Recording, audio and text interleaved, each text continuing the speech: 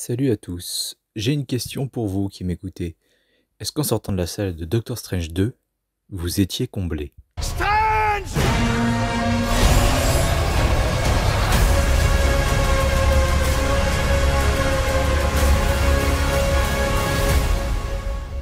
Parce que moi non. J'étais pas comblé, je n'ai pas détesté le film, je n'étais pas en colère, mais j'étais saoulé.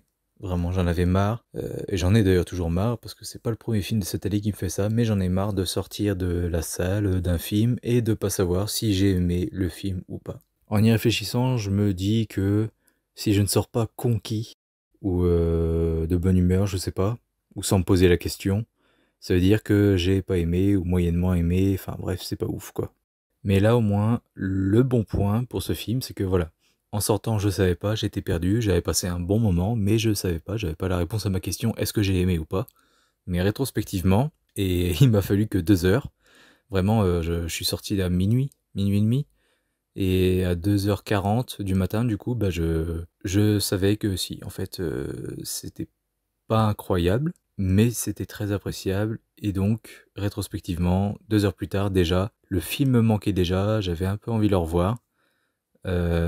Surtout pour les scènes que j'ai vraiment adorées. Mais voilà, c'est pas un film parfait, mais je le reverrai avec plaisir. Et oui, du coup, comme je fais comme ça, vu avec les films Marvel, parce que j'ai tout acheté Marvel MCU jusqu'à Endgame. Et après, bah, je voyais si j'aimais les films ou pas. Donc Far From Home, j'ai aimé, je l'ai acheté. Black Widow, non. Shang-Chi Eternals, oui, j'ai aimé. Bon, No Way Home, on me l'a offert, hein, c'est une autre histoire. Mais celui-ci, oui, je l'achèterais, et je serais content de le revoir, du coup. Donc voilà, j'aime bien, mais il faut pas non plus oublier que c'est pas forcément mon préféré, même si c'est un des meilleurs quand même, selon moi. Il y a des défauts vraiment qui gâchent un petit peu le plaisir que t'as en regardant ce film. Il y a vraiment des trucs dommageables qui font baisser l'estime que j'ai de ce film, mais peut-être, j'espère, je croise les doigts, que lorsque je reverrai le film, ces petits défauts changeront, enfin que je changerai d'avis, ou que je les verrai moins, ou peut-être que je trouverai des explications qui me feront plus aimer ces défauts qui n'en sont pas, peut-être, j'en sais rien, mais voilà, j'ai hâte de le revoir. Donc voilà, encore une fois, c'est pas le Graal, mais c'est très appréciable, rien que pour la réa, parce que la réalisation, très inspirée de Sam Raimi, même si tu vois qu'il n'était pas totalement libre, il s'est un petit peu lâché, mais il n'était pas tout à fait libre non plus, comme James Gunn par exemple.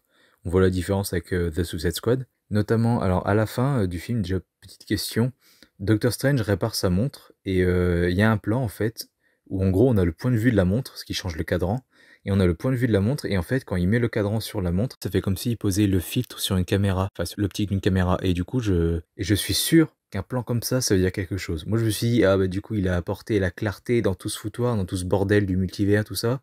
Je suis pas vraiment convaincu, mais je suis sûr que ça a un sens, et que Sam Raimi a voulu dire quelque chose, mais je suis pas sûr. Donc si vous avez une interprétation ou quoi, de meilleurs éléments, n'hésitez pas à me le dire, parce que je suis un peu perdu, mais pour moi, pour l'instant c'est ça, mais il y a sans doute une meilleure explication. Ensuite, il y a d'excellentes transitions, vraiment. Alors, on a déjà vu celle dans la bande-annonce, où il rêve au tout départ, et puis hop, ça tourne, et là hop, on récupère le plan où il est dans son lit et se réveille. C'est juste génial, enfin vraiment, la transition est douce et fluide, enfin c'est vraiment génial. Surtout qu'en plus, ça rejoint un peu le pouvoir de Doctor Strange, vous savez, quand il met ses anneaux là, et puis ça fait un cercle du coup orange, et puis il peut voyager. Donc voilà, pour voyager, pour changer d'espace, littéralement, de lieu. Et donc là, le fait de tourner la caméra pour passer d'un lieu, donc son rêve qui en plus existe vraiment, donc d'un univers à l'autre, j'ai trouvé ça bien trouvé du coup de le faire en tournant en fait, un peu comme du coup les cercles magiques de Doctor Strange qui leur permettent de voyager. Donc déjà non seulement c'est bien fait, et puis enfin la transition est très bonne, mais en plus ça a du sens du coup avec le personnage. Parce que par exemple Spider-Man, faire ça avec lui ça aurait peut-être moins marché, ou Iron Man, ou enfin voilà, c'est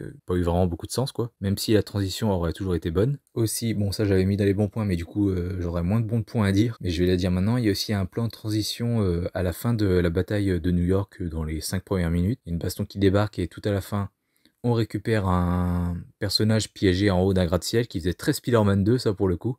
Donc même là on reconnaît un petit peu Sam Raimi. Et donc du coup Doctor Strange va récupérer ce personnage en haut d'un gratte-ciel en gros. Il fait son petit cercle pour ramener cette personne sans avoir à la porter et puis à la déposer au sol. Il fait son petit cercle du coup pour aller vers le sol. Et du coup il fait sa transition comme ça. Il change de décor comme ça grâce au pouvoir du personnage. Et ça, c'est un réalisateur qui se sert de son putain de personnage et de ses capacités. Pas seulement pour faire des effets psychédéliques et puis impressionner le spectateur. Non, Tout simplement pour faire des transitions comme ça et ça, rien que ça, je suis désolé, mais ça baise tout le premier film et tous les autres films avec, Doctor Strange. Parce que ça, c'est tout con, mais ça, c'est du coup un réalisateur qui a compris son personnage, qui a compris ce qu'il faisait, ce qu'il pouvait faire et il s'en sert pour sa narration et j'ai adoré cette idée, enfin, c'est vraiment limite le meilleur truc que j'ai retiré du film. Enfin, j'ai adoré cette transition, c'est tout con, mais c'est trop bien fait. Et enfin, une dernière bonne transition, quand Wanda rêve d'enfant, alors déjà avec ma copine, on n'a pas regardé WandaVision, ni même mes parents d'ailleurs, donc du coup on s'est regardé, elle est maman, et non,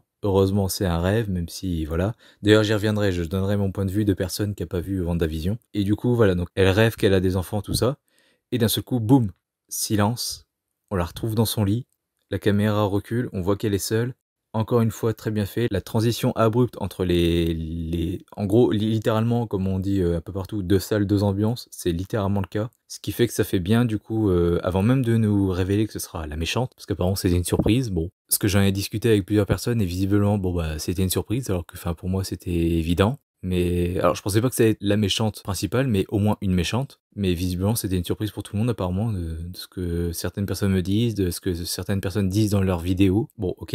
Mais du coup, avant même de nous dire qu'elle sera méchante, on comprend pourquoi elle sera méchante. On comprend pourquoi elle pète un câble et pourquoi elle se sent aussi seule, isolée, pas aimée par personne, parce qu'elle est toute seule. Et donc ça prépare un petit peu à son petit pétage de câble, on va dire. Et donc d'ailleurs la transition est toute trouvée parce que je vais vous parler pendant un bon moment de Vanda. Parce que pas mal de choses m'ont un petit peu déçu par rapport à ce personnage. Et donc j'en ai fait une petite liste, donc à vous de me dire si vous êtes d'accord ou pas.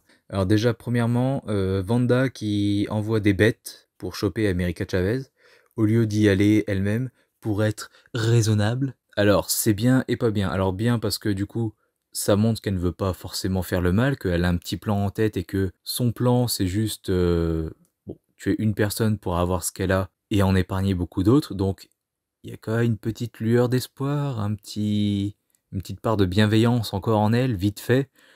Donc elle n'est pas totalement perdue, et elle veut être raisonnable, mais pour moi, je dis pas que c'est incohérent hein, dans le film ou quoi, mais pour moi, ça se voit que c'est pour garder artificiellement la surprise de en fait Vanda c'est la méchante. Alors que du coup il y a eu la seconde bande-annonce, donc on s'en doutait, donc ça a tout gâché, mais dans le film, c'est vraiment pour pas qu'on s'en doute dès le début, dès la première scène littéralement, vu que ça commence comme ça avec le rêve. Enfin, le faux rêve, enfin vous avez compris. Ensuite, autre chose, quand on te dit que la meuf peut faire ce qu'elle veut au point de changer la réalité à souhait, limite si elle veut mettre dans la tête à tout le monde que t'as jamais existé, hop, elle claque des doigts, et c'est bon, t'as jamais existé, plus personne se souvient de toi. Donc, à partir du moment où tu sais qu'un personnage peut faire ça, si elle voit que quelqu'un court pour s'échapper d'elle, enfin pour s'enfuir, elle peut faire ce qu'elle veut, et enfin c'est bon quoi. Elle peut l'empêcher, genre, comme dans Doctor Strange 1, elle fait en sorte que le sol devienne un tapis roulant, et puis la personne ne court plus, et puis voilà quoi. Et en fait, la réponse à ça, c'est que bah, si elle faisait tout ça, bah il y aurait pas de film. Et ça m'énerve. Et même d'ailleurs, tu te dis pourquoi elle tue les gens, parce qu'il y a un moment, elle tue du coup les Illuminati, donc Black Bolt et Red Richards, et tu te dis, mais au pire, avec Captain Marvel et Captain Carter, bah tu les fous sur pause. T'es même pas obligé de te battre en fait, ou de les tuer. Tu les fous eux sur pause. T'arrêtes pas le temps, hein, mais eux, tu les fous sur pause. Tu passes entre eux, oh, eux, ils se regardent, il y a juste les yeux qui bougent, et puis voilà. À la limite, Charles Xavier, oui. Parce que lui, même si tu l'empêches de bouger, bah hop, il peut t'avoir, il peut te plier avec le monde des esprits, en gros. Donc lui, à la limite, ça aurait pu justement voilà, être surprenant parce que bah oui, c'est le seul moyen qu'elle a pour le battre, ou peut-être l'endormir, j'en sais rien, mais voilà. Ou lui enlever son pouvoir, à la limite. Mais voilà, d'ailleurs au passage, il y a une très bonne scène avec Charles Xavier, encore, le moment où il est dans son monde des esprits, justement, et en fait, il est sur un fond blanc total, donc ce qu'on a déjà vu plein de fois, hein. Peut-être bien dans les X-Men, mais je me rappelle plus dans quel film. Mais en tout cas, on a déjà vu ça par exemple dans les Matrix. Et t'as une synecdoque pour nous montrer à nous spectateurs que Wanda arrive dans ce monde, la Wanda méchante, c'est une fumée rouge. Donc rouge, qui fait penser au pouvoir du personnage, son costume rouge, enfin dans les comics, parce que dans le film je sais plus. Mais voilà.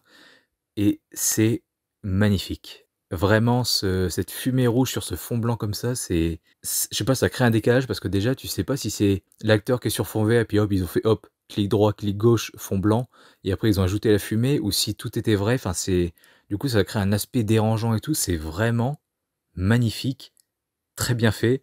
Et cette synecdoque prépare un petit moment de sursaut dans le film, très bien trouvé, et du coup, qui mène à la mort de Charles Xavier, donc très surprenant aussi. Et donc du coup, voilà, ce que je voulais dire aussi, c'est que, donc du coup, elle se bat avec ses Illuminati, là, et donc, comme j'ai dit, si elle veut, elle est pas obligée de se battre, mais en plus, elle tue Black Bolt tout connement, alors que ce mec pourrait la tuer, la désintégrer totalement juste en lui disant bonjour. Ensuite, bon bah, elle bute très rapidement Red Richards, ce qui me fait dire d'ailleurs qu'on l'a à peine vu. Je veux dire, il a parlé, tout ça, il a eu 5 bonnes minutes pour lui, mais en termes d'utilisation de ses pouvoirs, que dalle.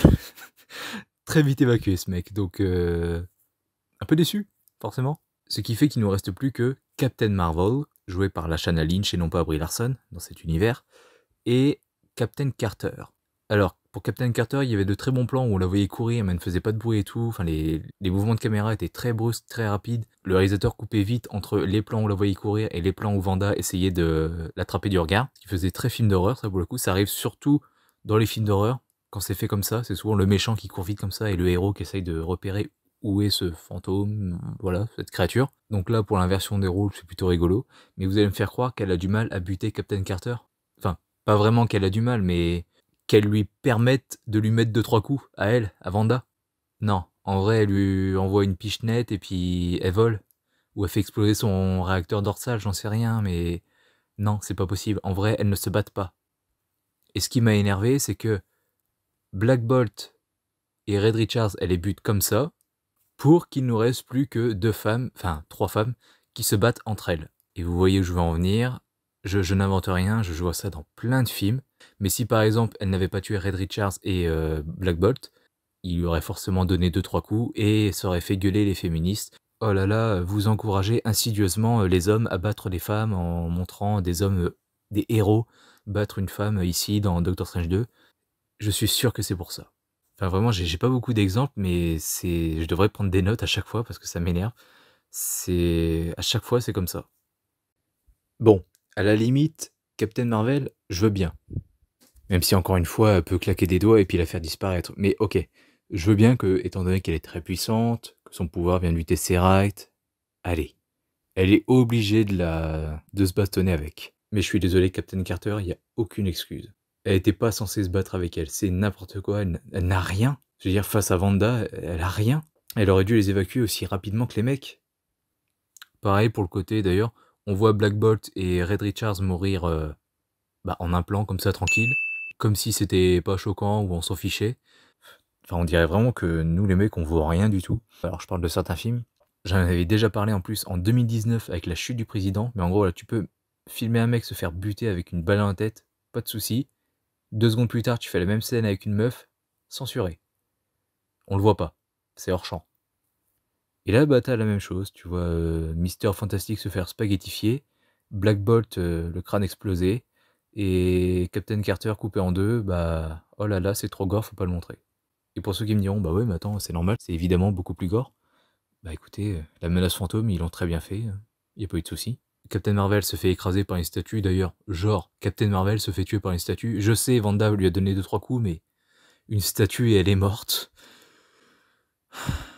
Et après, t'as Kevin Feige, tout ça, qui vient de dire, non mais maintenant, la plus forte du MCU, c'est Captain Marvel. Bah non.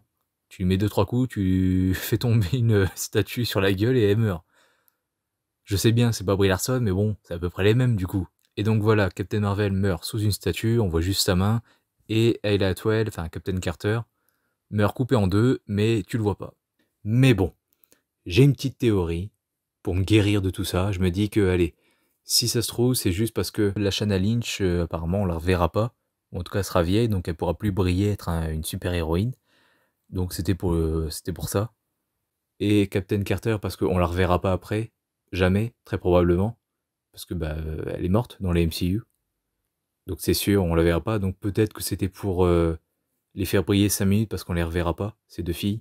Alors que les 2 mecs, bon, surtout plus pour Red Richards que pour Black Bolt, mais peut-être que les 2 mecs, du coup, on les reverra, ils pourront briller plus tard. Donc voilà, ils les ont évacués, comme ça, on se concentre sur ces 2 personnages qu'on verra pas. Et c'est pour ça qu'il a tué rapidement les mecs. Je n'en sais rien, c'est peut-être pour ça, mais là, fait comme ça, vous me permettrez d'être suspicieux. Bref, ensuite, un truc que j'ai trouvé bien, c'est la baston entre 2 Doctor Strange avec des notes de musique. Et ce que j'ai bien aimé là-dedans, c'est que c'est un moyen d'inclure la musique quelque chose d'extra-digétique que nous entendons, donc que les personnages n'entendent pas, directement dans l'univers des personnages. Et en gros, ça crée un lien méta, on va dire. Il brise le quatrième mur un petit peu, qui sépare le spectateur du personnage. Et dans un monde où on parle d'un multivers, tout ça, voyager d'un univers à l'autre, ça, cette idée-là et la 3D, j'ai trouvé ça très à propos et très bien trouvé. D'ailleurs, comme je parle de la musique, je vais parler 30 secondes de la composition de Danny Elfman. Je vais lui redonner une chance parce que peut-être qu'elle passe mieux quand tu l'écoutes toute seule, sans le film. Donc je vais réécouter la BO, hein. Mais vraiment devant le film, je me suis dit mais c'est quoi cette musique cliché avec des boum boum. Limite t'as une révélation, t'as un boum. Enfin c'est cliché au possible, ridicule, pas du tout inspiré, je me souviens pas d'un seul thème et c'est triste. Parce que celui de la seconde bande-annonce est magnifique. Je sais pas qui fait les musiques dans les bandes-annonces, mais enfin, si c'est une équipe de petits artistes ou je ne sais quoi, enfin vraiment ils ont du talent, ils sont vraiment géniaux. Et donc si c'est pas Danny Elfman, c'est vraiment triste quoi. Déjà en plus, j'avais pas vérifié, mais c'est vrai, quand je commençais à déjà critiquer la musique dans ma tête, je me disais attends, Sam Raimi, il y a des moyens du coup que c'est Danny Elfman, et bah ça n'a pas manqué. Quand j'ai vu son nom générique, je vous jure, dans ma tête, je me suis dit ah, c'est donc pour ça que c'était aussi pourri. Parce que franchement, je suis désolé, mais ce mec ne sait plus rien faire depuis 2015. Avengers 2, c'est le dernier truc que j'ai aimé de lui. Je crois, je peux me tromper, mais si j'affiche rien à l'écran, c'est que je me trompe pas. Depuis 2015, il fait de la merde. Justice League, le petit thème en début, vraiment les premières secondes du film avec les logos de prod, c'était bien. Le reste, de la merde. Puis il est incohérent, il aime s'auto-sucer, genre dans Justice League, il avait repris le thème justement de Batman. De Superman aussi, mais bon, il avait mal placé, enfin pourquoi à ce moment-là? Quand Superman donne des coups de poing à Flash, enfin... Ah putain.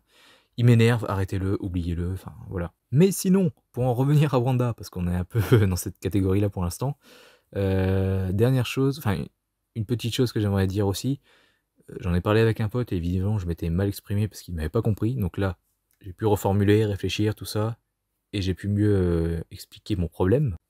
Et mon problème, c'est que, étant donné que c'est le méchant du film, Wanda, étant donné qu'elle n'avait pas un grand enjeu non plus, que son objectif ne menaçait pas l'équilibre naturel des choses ou je ne sais quoi, je veux dire, globalement, si tout avait marché, elle aurait juste, c'est déjà pas mal, mais elle aurait juste tué une ado. Et c'est vrai que si on l'avait laissée, oui, elle aurait juste fait ça, puis elle aurait pas tué tous ces autres gens qu'elle tue dans le film. Mais étant donné voilà, que c'est juste une gentille qui dérape un peu, puis qui veut son truc, et puis à la fin, tout se passe bien, elle n'y arrive pas, et ben en fait, je sens que ce sera pas important pour la suite, que ce film sera juste le pléonasme est voulu, une petite aventurette de Doctor Strange. Et vu la scène post-générique d'ailleurs, je pense que le 3 sera beaucoup plus important, déjà, au moins en termes d'enjeu. Et donc oui, voilà, j'ai le sentiment que ce film sera pas important pour la suite. Que tu le vois ou pas, bah on s'en fichera. Pareil pour Wanda, si elle est encore en vie, parce que je suis pas sûr de l'avoir compris, mais vu la puissance de ce personnage, et qu'on est dans un univers de comics, c'est très probable qu'elle soit encore en vie. Peut-être qu'elle est morte, je sais pas, dites-moi. Mais si elle est encore en vie, c'est très probable qu'elle reviendra, puis on lui aura pardonné, puis pas de problème. On en parlera peut-être un peu, ou on la craindra peut-être un peu, je sais pas. Mais j'ai le sentiment qu'il y aura pas vraiment de répercussions, elle sera pas inquiétée, limite on lui pardonnera. Donc voilà, c'est vraiment, je sens que ça ne sera pas important tout ce qui s'est passé là, à tous les niveaux. Et donc c'est ça qui me dérange un petit peu avec le fait qu'elle soit la méchante. Alors comme je sais pas vraiment quand est-ce que je pourrais lire ou pas, je vais en parler vite fait ici. La séance à Camartage, oui alors elle est bonne, cela dit j'ai repéré un petit truc qui me gêne un petit peu.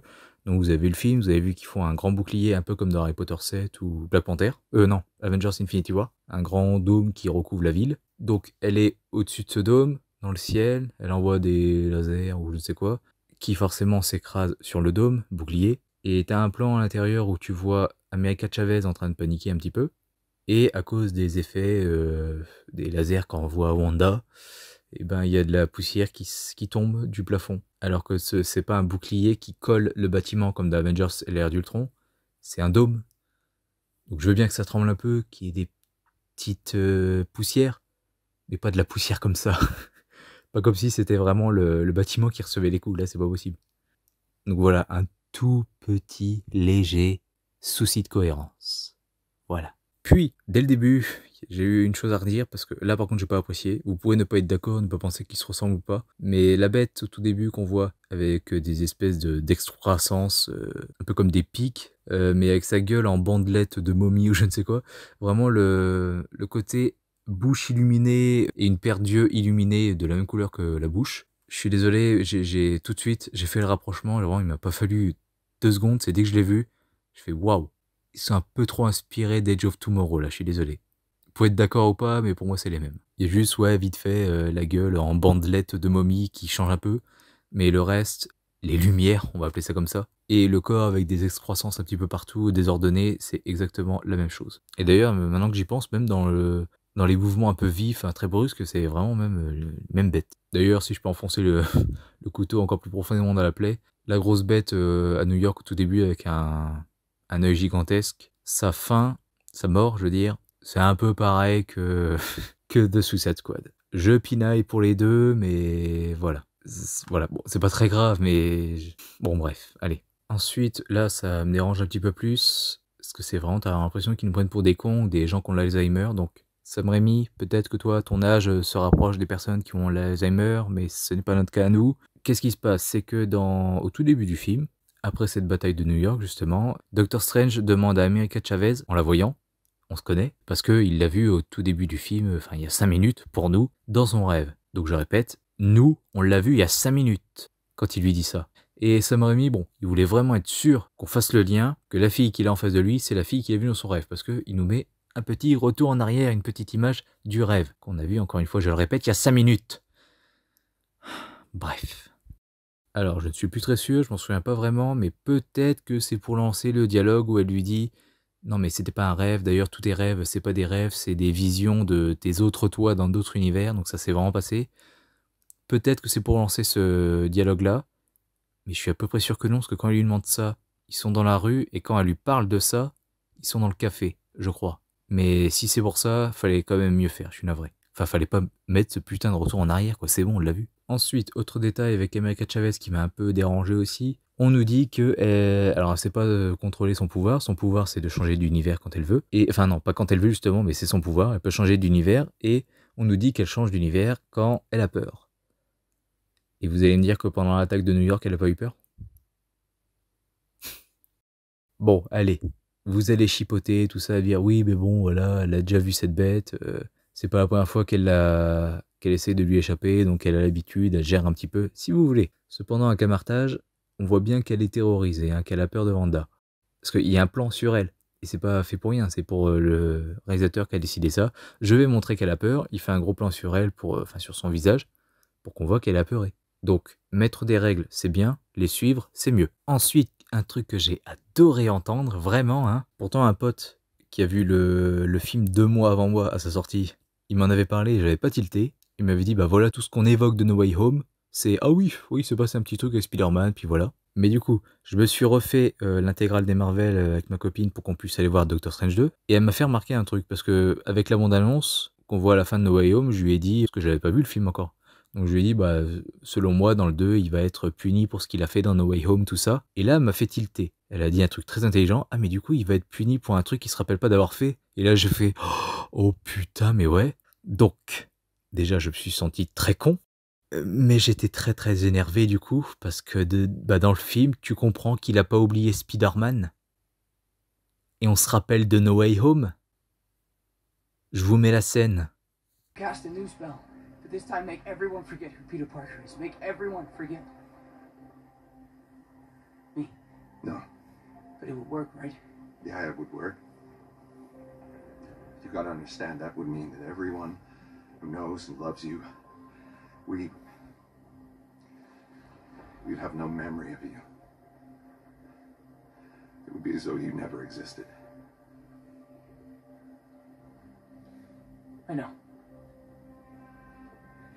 Do it.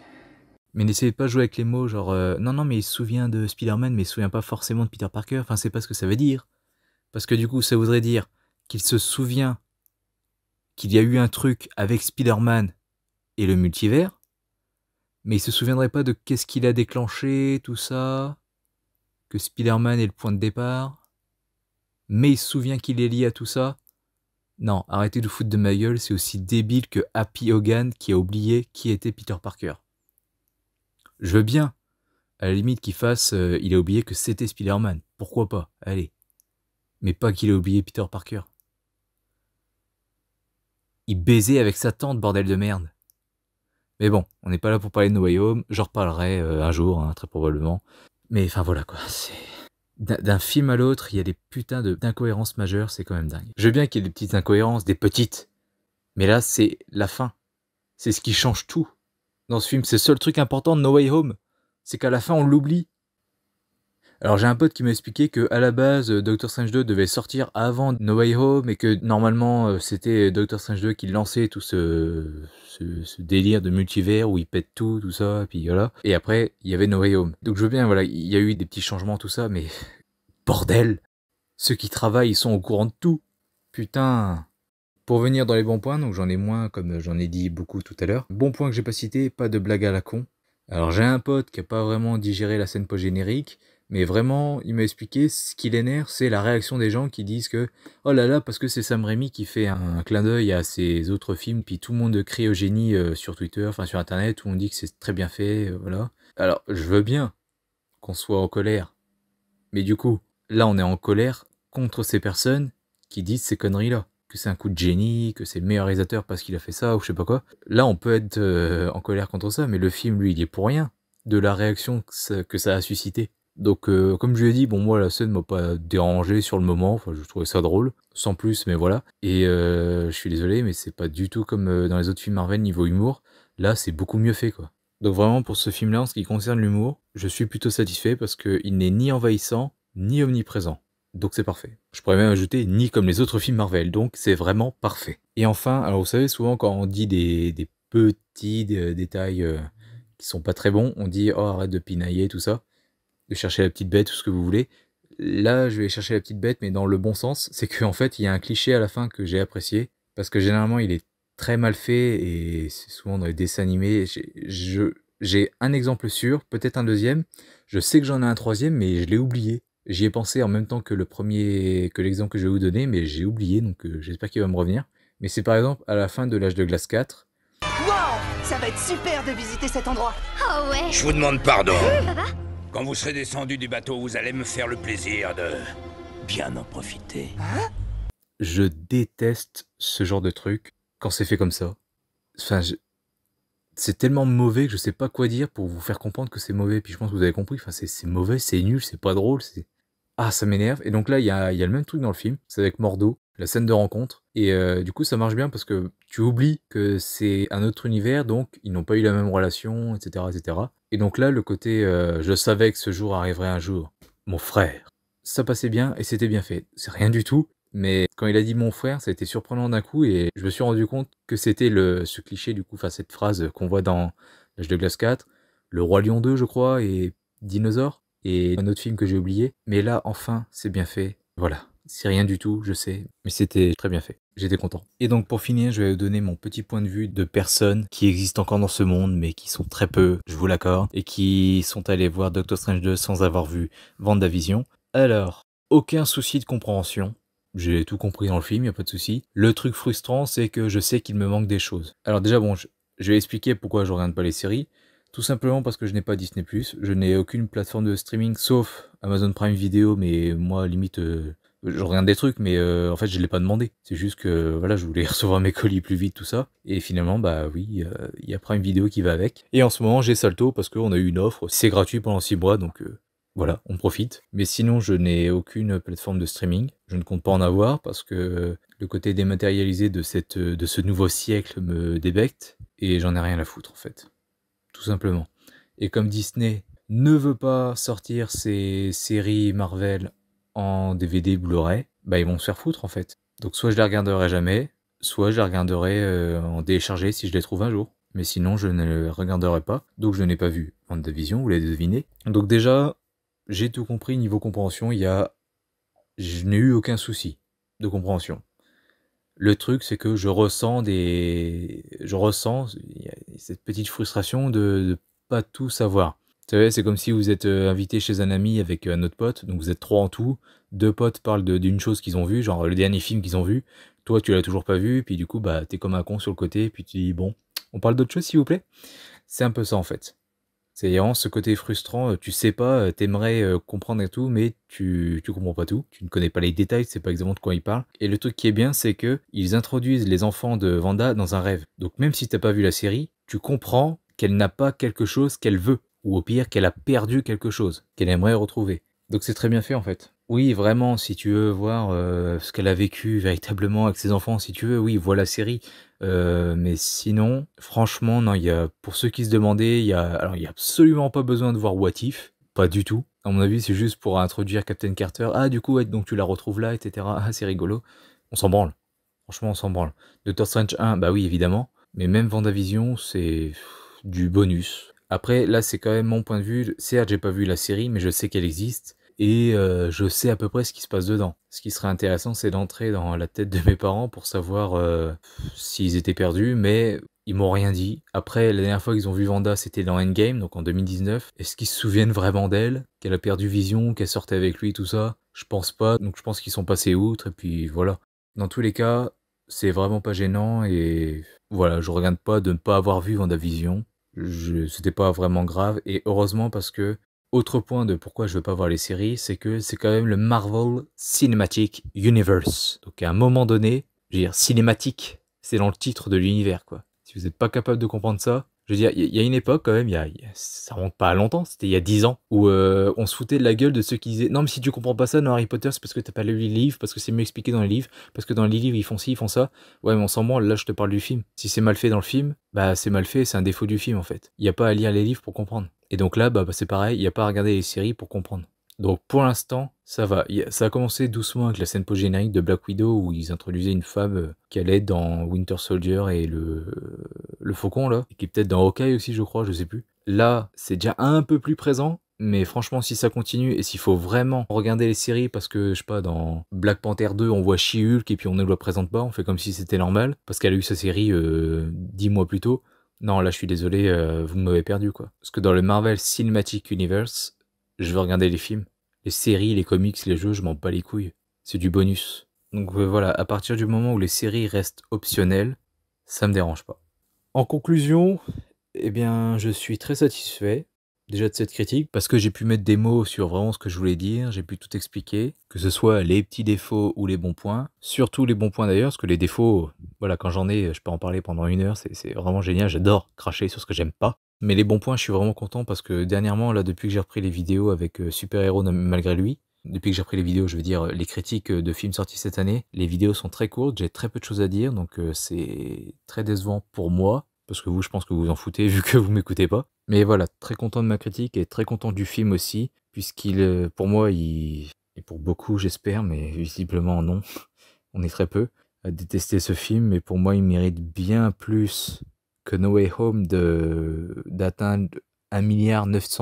Bon, évidemment, dans tous les cas, ça doit rester exceptionnel parce que si tous les blockbusters arrivent à dépasser le 2 milliards ou approcher les 3 milliards, ce sera plus jamais exceptionnel et ce sera juste la routine en fait. C'est un peu comme ce que dit Syndrome dans Les Indestructibles, quoi. C'est lorsque tout le monde sera super, plus personne ne le sera. C'est un peu ça, donc faut que ça reste exceptionnel, bien sûr. Mais si vous me donnez le choix, évidemment que c'est Doctor Strange qui, pour moi, récolte 1,9 milliard. L'autre merde là, il le mérite pas du tout. C'est tellement vide et incohérent que... Enfin, bon bref. J'ai craché dessus pendant 55 minutes sur ma chaîne. On va peut-être arrêter là. Bon, résultat des courses, Doctor Strange 2 a fait 900 millions quand même, c'est pas dégueulasse. C'est pas encore fini, mais je pense pas qu'il dépassera le milliard. Donc c'est pas dégueulasse, mais c'est vrai que quand tu compares avec le box-office du 1, je pense qu'il doit quand même son box-office aux versions alternatives de tous les personnages, aux caméos aussi comme Red Richards et Charles Xavier, et au fait que No Way Home lui ait ouvert la porte en gros. No Way Home, il est tellement nul qu'on peut le résumer à ça. C'était comme un prologue pour Doctor Strange 2. Et comme les gens